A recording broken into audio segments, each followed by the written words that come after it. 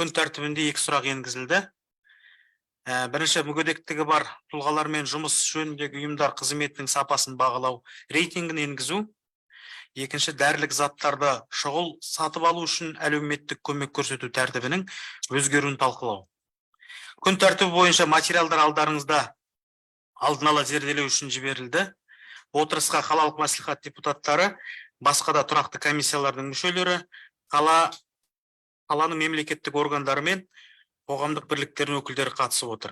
Отырыс Facebook желісінде тікелей эфирде жүргізіледі. Ұялы телефондарыңызды өшіруді сұраймын. Рахмет. Отырыс жұмысына кіріспес бұрын біз жұмыс регламенті бойынша келісіп алуымыз қажет.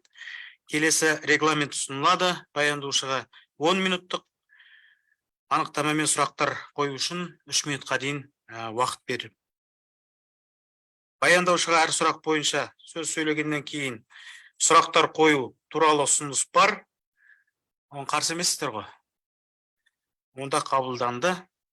Күн тәртібін қарастыруға көшеміз. Бірінші сұрақ бойынша баяндама жасау үшін жұмыспен қамту және әлеуметтік қорғау басқармасының басшысы Илья Васильевич Скупқа беріледі.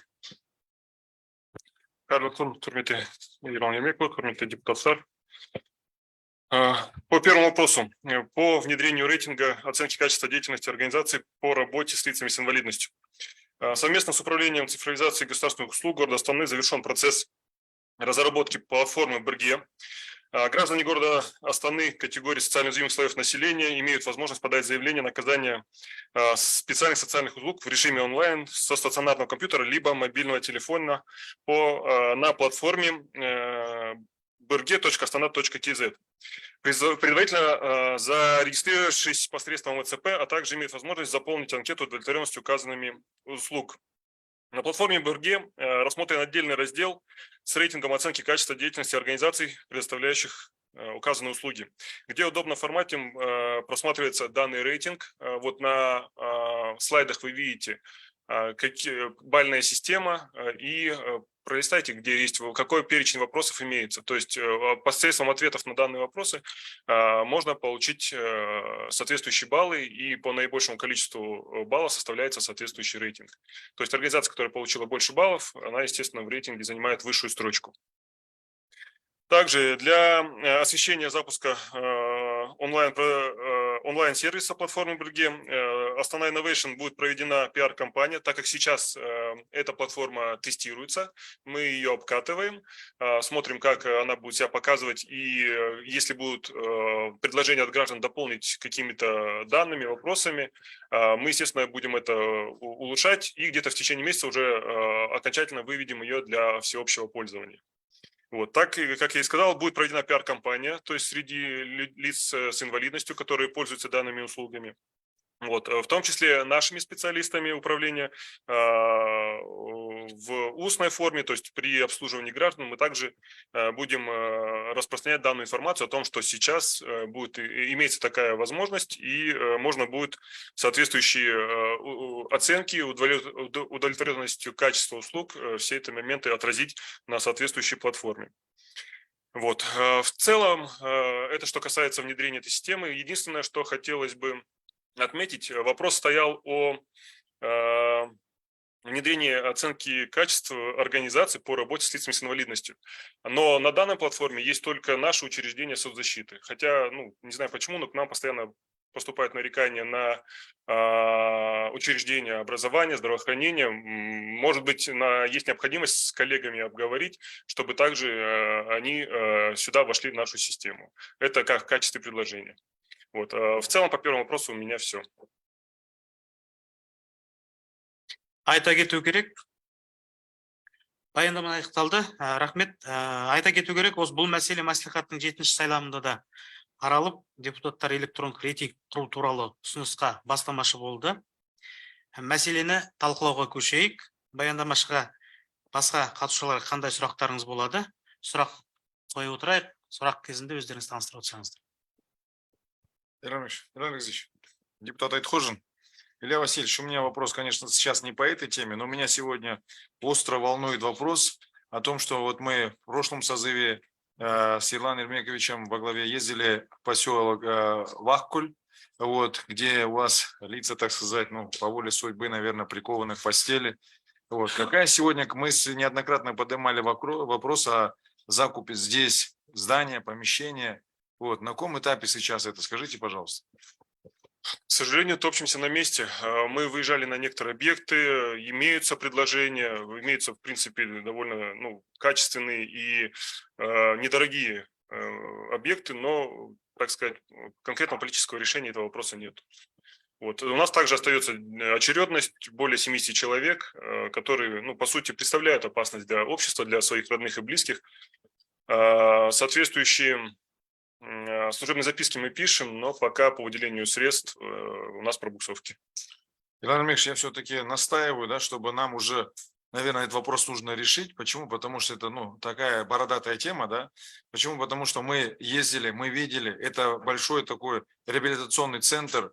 Те люди, которые, еще раз хочу сказать, может быть, неправильно скажу, наверное, и обделены, и так уже как-то наказаны, может, я не знаю, я, может быть, все это сейчас неправильно скажу, но вы проводите там большую работу, есть и специальные кружки, есть и специальные там, есть чем им заняться, да, и я уже считаю, что он уже переполнен, и все-таки вокруг Астаны, я думаю, в Астане здесь не проблема найти, всевозможные здания продаются, вот, поэтому я считаю, что надо необходимо съездить, еще раз найти и все-таки решить этот вопрос.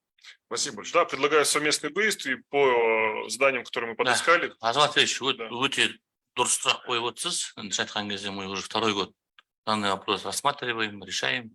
Но, честно сказать, то, что сейчас есть предложение, дорого слишком. Поэтому мы в тот раз Илье Васильевичу это сказали.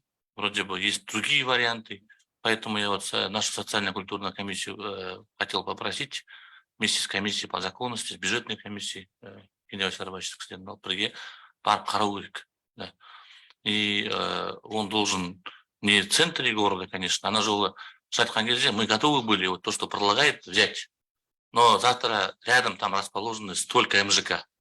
Кто хочет быть соседом, тем более детские сады есть, школы есть. Кто хочет быть соседом с таким объектом?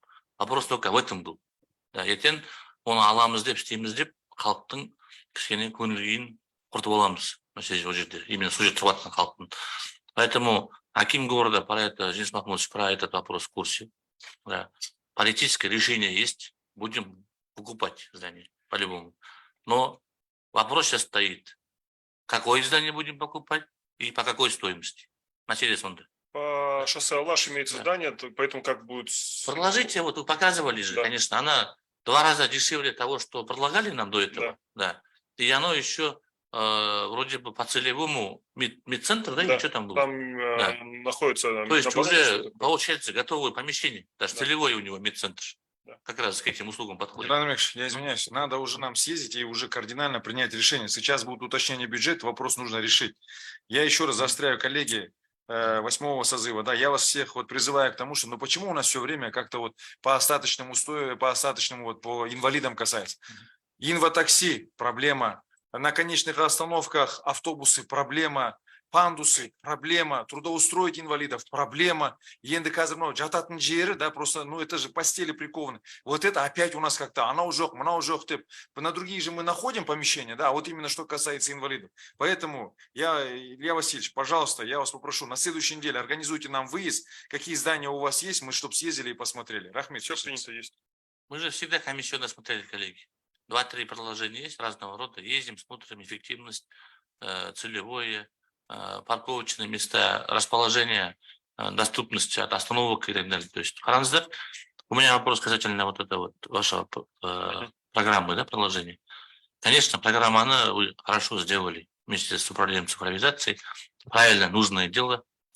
Но прежде чем сейчас запускать его, нужно было его обкатать в пилотном режиме на базе одного центра, чтобы она покажет эффективность свою или нет. Сейчас мы это делаем как раз, да. Соны қараңыздар, месячный срок, 2-месячный срок, сосын уже по всем вашим объектам надо внедрить, чтобы и уже народ знал.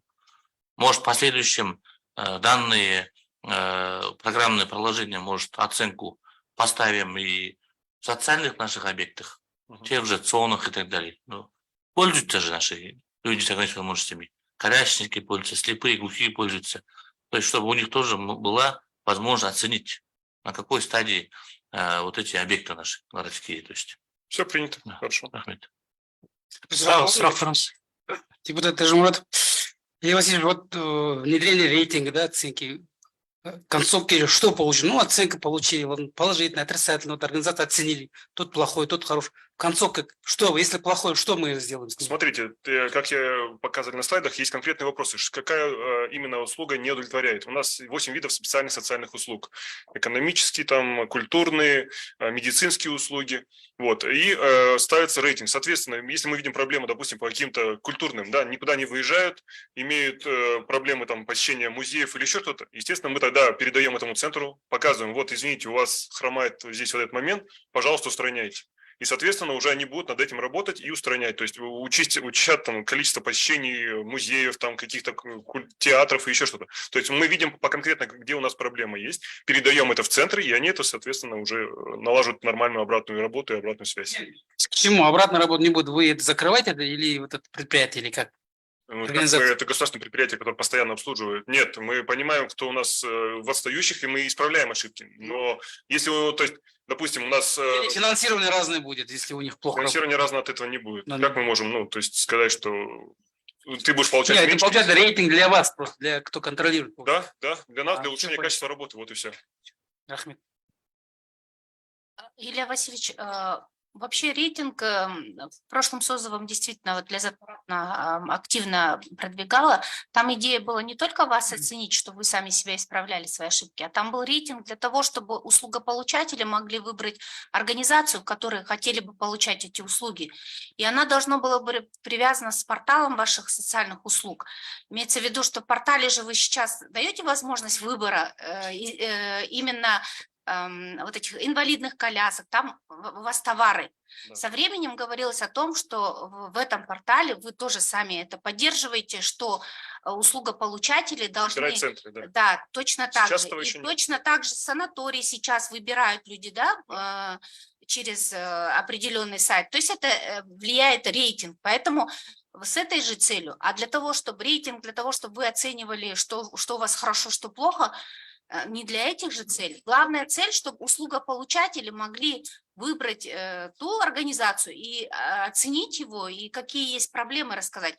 Потому что мы знаем качество социальных услуг, которые предоставляются, вы разыгрываете именно через частные организации, они получают деньги за предоставление услуг детям-инвалидам. И мы их многократно посещали, и в этом созыве, в прошлом, не в этом еще не посещали, в прошлом созыве, и люди, понятно, кто-то ходит, но на самом деле мы и увидели, что и качество там желает лучшего. И там у вас, когда конкурс идет на снижение цены. И они тоже жаловались, что их не устраивает, когда каждый год они получат это количество услуг, то есть дадите вы им государственный заказ, не дадите, они не могут ни расшириться, ни развиваться, и цены идет на снижение. То есть с этой же целью было, поэтому я немножко не поняла, как так. Нет, вы все правильно говорите. То есть для нас важно было именно рейтинг в части устранения проблем. Но на сайте зарегистрировано 4 государственных учреждения, которые предоставляют спецсоцуслуги, и 7 неправительственных организаций, как раз таки, вот, которые занимаются детьми-инвалидами. И в том числе эта бальная система будет сигналом для людей, которые выбирают эти центры. Все верно вы говорите, то есть рейтинг будет отражать, у нас есть там Баламай, Солнечный мир, Орда и другие центры. Соответственно, эти рейтинговые системы, то есть они будут тоже видеть, какие баллы у них имеются. Но есть проблема в чем? То есть не проблема, а в том, что все эти центры предоставляют разные виды услуг. Я имею в виду в плане для разных категорий. Допустим, по детям-психохрониках условий стационара у нас только один поставщик. Это по закону о госзакупках. Соответственно, выбирать из какого-то другого центра они сейчас не могут. Вот когда вот внедрится полностью спецуслуги на портал aliomi.gov.kz, тогда да, тогда можно будет, где будет много частных организаций, мы будем делать подушевку, и, соответственно, деньги будут ходить за детьми. Сейчас такой возможности нету. Соответственно, если это психохроники, дети, они обслуживаются только в одной организации. Именно, допустим, полустационар, у нас только один поставщик, у нас альтернативы для людей в городе нету. А вот вы сказали только что услуги действительно кассы и управлением образования, здравоохранения, все они пытаются, ну, там, как бы найти в этом рейтинге и другие организации, да? Вы как собираетесь объединить? У вас идея хорошая же? Это уже, предлагаете? ну, наверное, вопрос больше к цифровизации, насколько функционал это позволит сделать. Я думаю, сейчас коллеги подскажут. Рейтинг для рейтинга. Да, в данной платформе предусмотрена интеграция, возможность будет проработав с управлением образования и здравоохранением, то есть выберем пул этих услуг, которые предоставляются этой категории жителей, и посредством QR-кода они смогут, отсканировав, дать оценку, то есть по этой же системе, то есть вы сами сделаете туда, определять уровень качества оказанной услуги, после этого это будет в скопе в одной панели управления, будет доступно как для управления здравоохранения, для занятости и образования. Техническая возможность есть. Ну, здесь смотрите, Илья Васильевич, цифровизациядағы азаматтар. Вопрос енді рейтингу шаққанда рознь коллеги. Да. Завтра, чтобы эти центры не имели доступа туда, чтобы они не могли влиять на конечный результат этих оценки. Это, какое учреждение ваше захочет, чтобы их обхаяли или показали, что у них не все в порядке? Да. Чтобы у них не было системы доступа вообще к результатам вот этой рейтинга или оценки. Только числа пользователей. Да, Просмотр- у вас доступ есть к оценке самих услугополучателей или пользователей со стороны, а результат только вы должны видеть. Она будет локальная, вы правильно говорите, то есть результаты не будут видны для Мәселе них. сонда да. Да. Сұрақтарыңыз болса. Қайырлы күн, құрметті әріптестер. Илья Васильевич, в целом идея хорошая, я так, насколько понял, вот рейтинги. То есть социально уязвимые слои населения дают свою оценку тем услугодателям, которые им оказывают эти услуги. Так, да? Социально Не все, то есть именно лица с инвалидностью, которые обслуживаются. именно лица с инвалидностью. Которые да? обслуживаются в этих организациях. Да, которые обслуживаются именно для вот инвалидов, получается. Да, это. совершенно верно. Они социально уязвимые слои населения. Только. Ну, социально это у нас и многодетные, они и пенсионеры. То есть они Почему они не могут вот Но оказываться? если они не обслуживаются, там как они могут оценивать деятельность учреждения? То есть мы здесь ограниченное количество организаций, то есть деятельность ограниченное количество Да, и организаций. только те, кто там обслуживается. Сколько количество таких 4 организаций? государственных и 7 неправительственных организаций. 4, 11 организаций. Да. То есть вот все понятно. То есть это должна быть такая, на мой взгляд, это должна быть такая простая платформа. Да. Люди должны очень просто, тем более вот люди вот с ограниченными возможностями, чтобы они могли свою позицию выразить. Это должна быть простая, доступная платформа, по которым они могут дать свою оценку, значит, тем Да, услугам, совершенно. которые они получают в этой организации, да? Да. Настолько я вот. Все правильно. Вот в этом стоит задача, чтобы она была доступной для людей. Тут проблем нету, оно все понятно, довольно-таки имеет легкий функционал и просто заполняется анкетирование, за каждый ответ присуждается. То есть человек по пятибалльной, там, допустим, да, там 4-бальная система оценивает, ставит баллы, исходя из этого мы уже видим. Допустим, там социально-экономические услуги, да, то есть это мы когда помогаем людям там трудоустроиться, либо совместно идут там в банк, оформляют какие-то документы. То есть человек получил услугу, он поставил оценку. Как вот мы в ЦОНы ходим, как мы в любые другие места, где требуют от нас смайлики или еще что-то. У нас 4-бальная система. И, соответственно, уже из этого мы будем исходить. Депутат Касымбек Гибаев. Илья Васильевич, вот мы с вами как раз разговаривали о проблеме инватакси, и вы говорили по том, что будете привлекать Яндекс. И я вас хочу поздравить с тем, что вот стартовал этот проект на Яндексе. И я вот, Илья Васильевич, сейчас смотрю, даже вот на этапе тестирования платформы 66% это жалобы на работу инватакси. Да, вот. И скажите, пожалуйста, вы сейчас предусмотрели вопрос обучения и подготовки этих водителей, да, чтобы они понимали, что к этим людям нужен особый подход, да, особый уровень отношения, особый уровень внимания, особый уровень именно дипломатии, тактичности.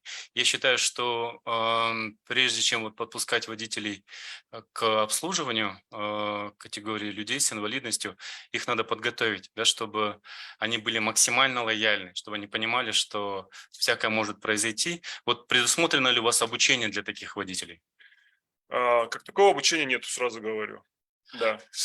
По проекту Яндекс, то есть Яндекс задействован на уже имеющемся договоре. То есть у нас есть 6 поставщиков, один из них, который оказывает услуги, мы подвязали к проекту Яндекс. Выделили, я просто в качестве информации, выделили 2 миллиона тенге. В чем хорошо? То есть мы пока потратили всего 500 тысяч тенге. Некоторые поездки у нас по 200 тенге стоят. Очень удобно. И, в принципе, жалоб из тех, кто изъявил желание, их пока всего 36 человек. Кто изъявил желание участвовать, очень довольны.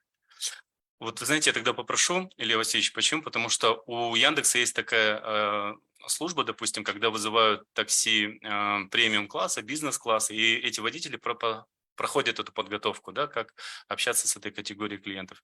Я считаю, что те водители, которые хотят принимать эти заказы, они должны обязательно пройти какую-то подготовку, и нам было бы правильно организовать вот такое специальное обучение для таких водителей. Принято. Спасибо. Когда мы уже получим результаты этого пилотного проекта, передадим их в Минтруд. Если он себя зарекомендует с положительной стороны, вот, и будем уже внедрять повсеместно, я думаю, да, мы это учтем и проведем соответствующее обучение. Если можно.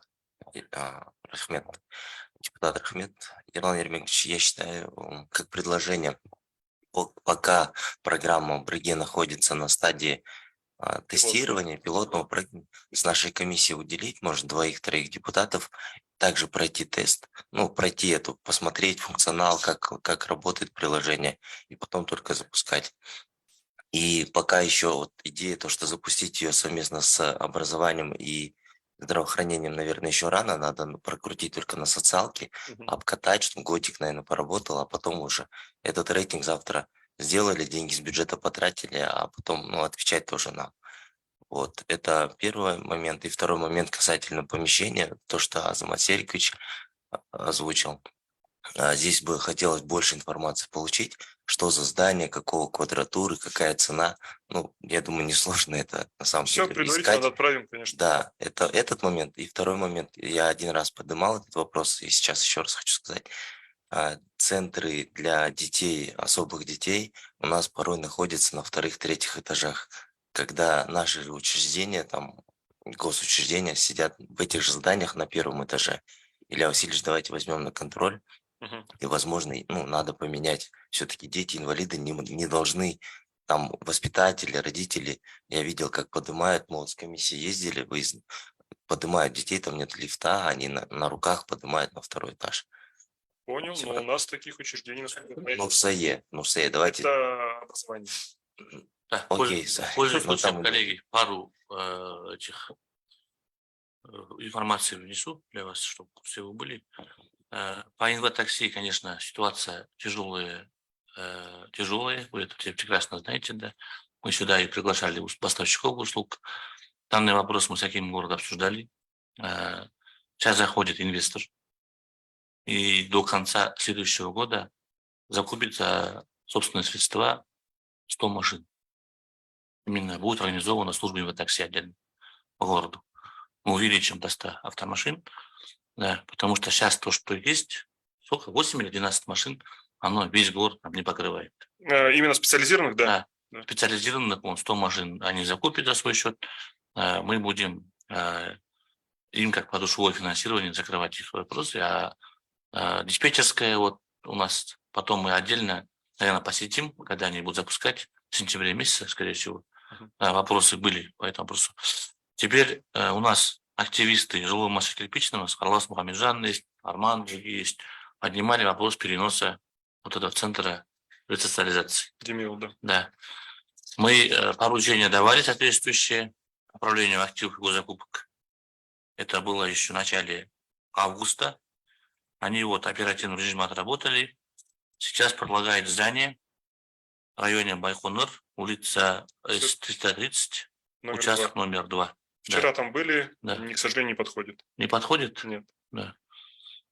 Либо есть еще предложение от ДУИСа, они хотят с лесозавода тоже помещение большое передать. Я предлагаю вот это помещение тоже посмотреть. Все принято. Да. Там отдельно и прачечные есть, и все условия есть, и столовые есть. Хорошо. Тогда Это бывшее, по-моему, учреждение СИЗО или, по-моему, как называется, вот кто, ИВС. колонка, да, по-моему, кто выходит заранее. Да, вольное поселение, колонка поселения. Сейчас оно закрыто, но вот это помещение они готовы передать. Все. Да, безвозмездно. Да. Адрес тогда Да. возьмем, с удовольствием приедем. Поэтому вся информация есть. Еще раз, именно с работниками этого центра децентрализации посмотрите, обсудите, изучите вместе с нашей комиссией от маслихата постоянной.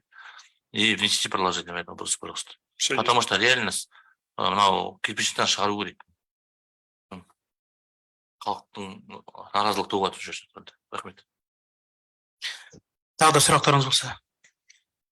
Онда құрметті депутаттар, осы сұрақ бойынша қаулы қабылдауымыз қажет. Сіздерге қаулы жобасы бар. Жобаны негіз ретіне алып, баяндалған ескертулер мен ұсыныстарды ескере отырып, қабылдау туралы ұсыныс бар. Қарсы емессіздер ме? Қабылданды. Рахмет. Олай болса, Илья Васильевич, екінші мәселе бойынша жалғастыруға болады. Рахмет. Второй вопрос. Вы знаете, часто поднимаемый вопрос.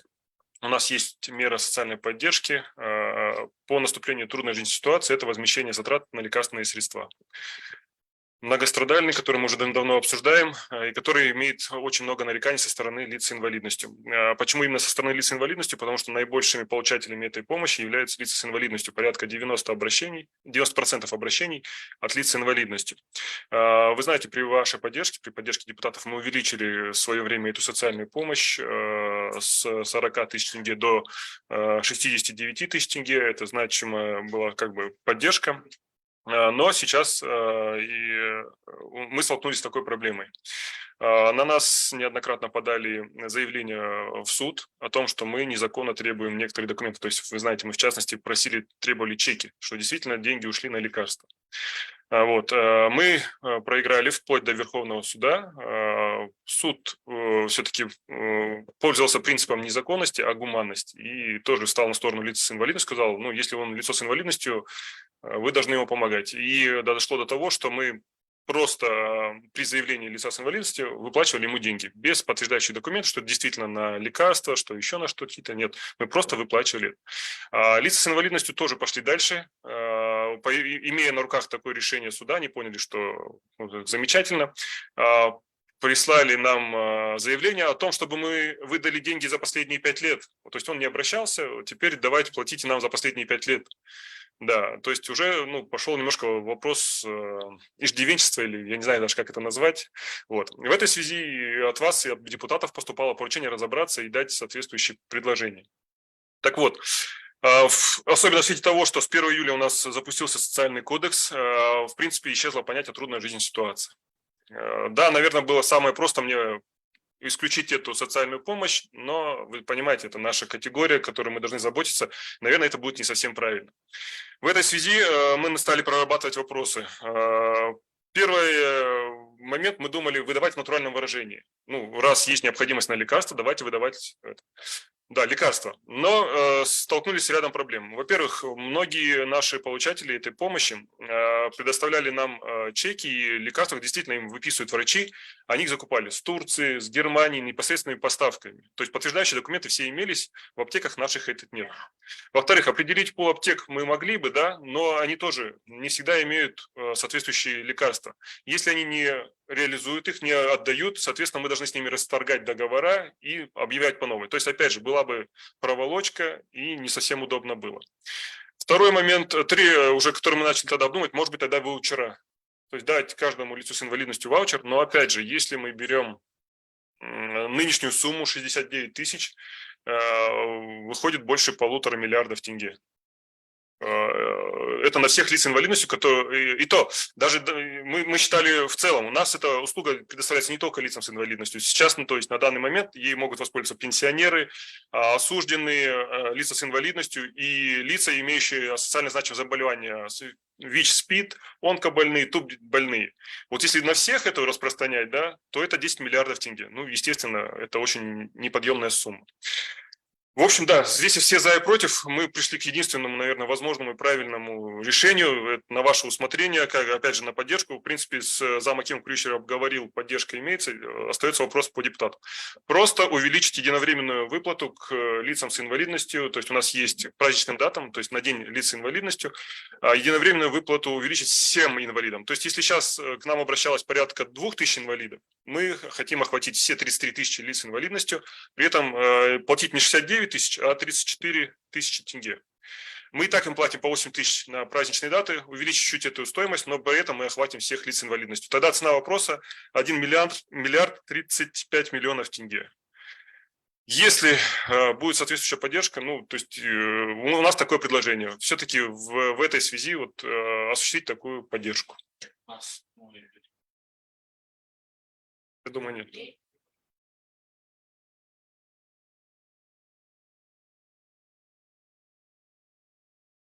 Конечно, не против.